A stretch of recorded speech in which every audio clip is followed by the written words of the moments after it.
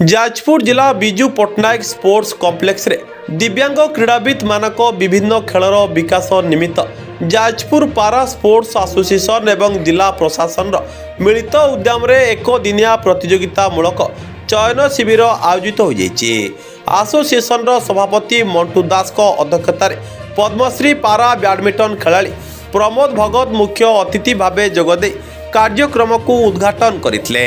सम्मानित भावे आंतर्जातीय पारा क्रीड़ाविद प्रफुल्ल खंडायत राय जातीय पारा खेलाड़ी मधु मंजरी धल आंतर्जातीय पारा खेलाड़ी प्रभाकर बेहरा जोगदे दिव्यांग क्रीड़ाविद मानक उत्साहित करथिले।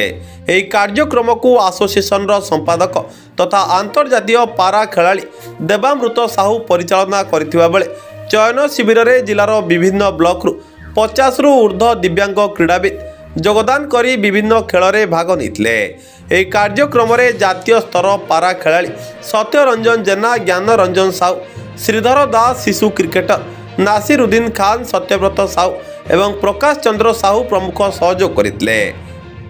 जाजपुर सोमनाथ साहू को रिपोर्ट सूर्यस्तु न्यूज।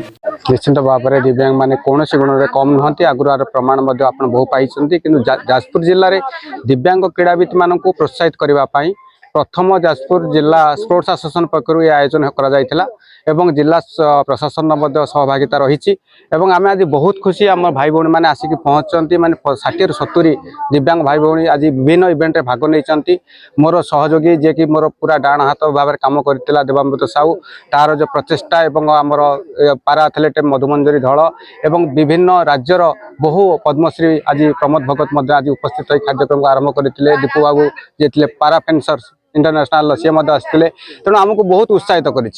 तेणु आपण मानकर जो आप देखिपे कौ भाई परिस्थिति से निजक के कम बोली भावुना छोट बोली भावुना तेणु ये आम गोटे चैलेंज थी। आज आम कार्यक्रम सफल।